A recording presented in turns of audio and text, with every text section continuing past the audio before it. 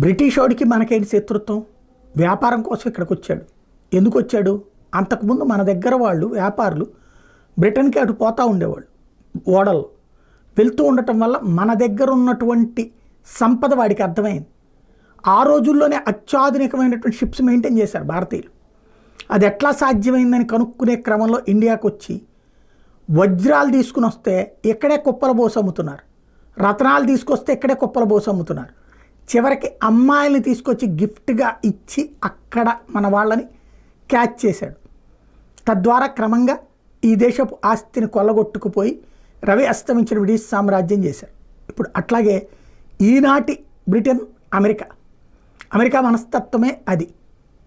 జపానోడితో తనకంటే ఎదుగుతున్నాడంటే తొక్కవతల పడేసి, ఇరాకోడు తనకి పోటీ వస్తాడనుకోండి తొక్కవతల పడేసి, చైనా తనకి పోటీ అంటే